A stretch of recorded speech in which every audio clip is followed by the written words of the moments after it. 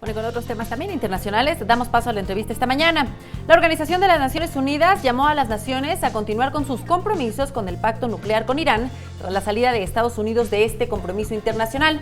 Para conocer más sobre este tema nos acompaña ya en el estudio de 21 Noticias Israel Cuauhtémoc Araujo Gómez. Él es profesor de Relaciones Internacionales de la FES Aragón de la UNAM. Bienvenido, profesor, muy buenos días, feliz inicio de semana. Profesor, buenos días, gracias. Buenos días. Bueno, pues nos gustaría que antes nos pongan antecedentes. ¿Cuándo es que se da este acuerdo? ¿Por qué? ¿Y qué países participaron en aquel entonces? Porque hoy Estados Unidos decidió salir. Sí, bueno, ahí es un acuerdo que surge hace 3 años prácticamente, 2015, en la administración Obama. Después de un buen tiempo de negociaciones, quizá podemos centrarnos en los 2 años de negociaciones durante la administración Obama. Sin embargo, data de más de 10 años de acercamiento, de tratar de disminuir el riesgo que significa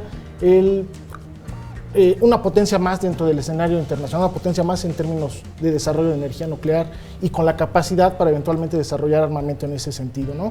Entonces, bueno, en ese marco se da el acuerdo, una administración de Obama tendiente al multilateralismo, al acercarse a Naciones Unidas, junto con el Consejo de Seguridad, Alemania, Unión Europea, generan este acuerdo y de ahí pues el compromiso para que reciba inspectores, se lleve una disminución en el enriquecimiento de uranio, en fin, una serie de compromisos de Irán con la comunidad internacional para regular el desarrollo nuclear, de la energía nuclear en este país. ¿Qué fue lo que no le gustó a Estados Unidos y al final del camino, en particular al presidente Donald Trump, por lo cual decidió la salida de su país? Bueno, ahí lo que no le ha gustado desde un principio a Donald Trump es que se mantenga algo de la administración anterior, ¿no? Lo vimos con el Acuerdo de París, lo vimos con el TPP y la fragmentación del multilateralismo durante las 2 administraciones de Barack Obama, pues es marcar una distancia en ese sentido, ¿no? Es lo que al menos en términos generales no le parece a Donald Trump, y en la práctica dice, bueno, no se está cumpliendo los compromisos, Irán sigue siendo un elemento maligno dentro de las relaciones internacionales, y en ese sentido opta por exagerar las debilidades del acuerdo, ¿no? Dentro de toda negociación pues hay puntos débiles, y en ese sentido pues si se exageran pues se pueden posicionar en ese sentido, ¿no? Y dentro del ámbito de la política exterior en Medio Oriente, pues Estados Unidos, la administración de Donald Trump, pues tiene muy claro quiénes son sus aliados y por dónde puede disminuir la participación de otros actores en esta región. Que también el presidente Donald Trump pues anunció que parte de su salida es porque él cree o considera que en Teherán están buscando una bomba nuclear, inclusive pues no hay pruebas, no hay evidencia al respecto, pero él lo afirma. Así es, de hecho los informes de la Agencia de Energía Atómica han dado muestra de que ha habido disminución y ha cumplido con los acuerdos Irán. Tenemos también 2 días después de este anuncio la salida del principal inspector, del jefe de investigaciones, de inspecciones en la región, particularmente ahí a 2 semanas de que se genere un nuevo informe en ese sentido, ¿no? Entonces pues genera mucha incertidumbre en ese sentido. Y también otro argumento del propio presidente Trump es que esto le va a dar mayor posicionamiento frente a la negociación precisamente en con Corea del Norte en Singapur el próximo 12 de junio, ¿no? Entonces, digamos, son los argumentos.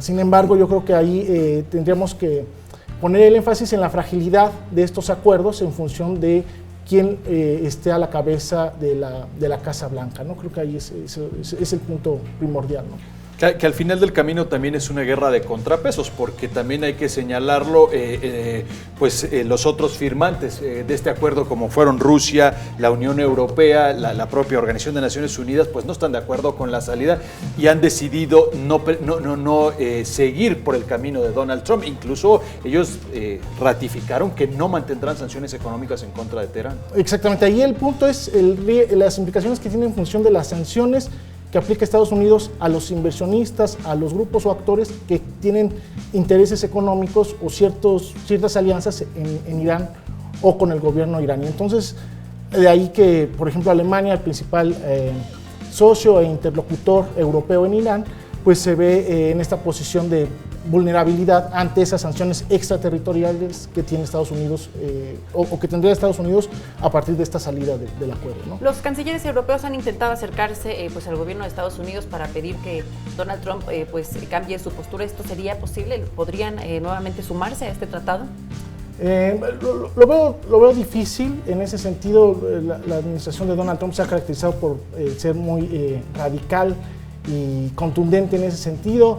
Lo veo poco probable, pero sí es un buen momento para que ese liderazgo en el multilateralismo sea tomado por actores europeos. Creo que esa es una buena oportunidad y sobre todo ante el riesgo de los conflictos a mediano y largo plazo, de incrementar la inseguridad, la confrontación entre las naciones del Medio Oriente. Profesor, nos quedan 30 segundos para despedir, pero me gustaría nada más una idea, una conclusión.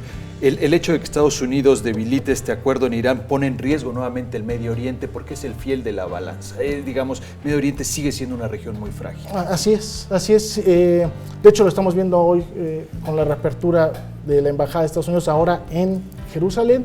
Y bueno, estos aliados, Israel, Arabia Saudita, que tienen sus confrontaciones con Yemen y Siria, Irán, principal aliado de estos países, pues hace que se debilite y se fortalezca esta alianza y esta influencia en la región del Medio Oriente a partir de la agenda que traiga Donald Trump y estos aliados. Perfecto. Bueno, pues profesor Israel Araujo Gómez, muchísimas gracias por acompañarnos en esta mañana. Gracias. Muchas gracias.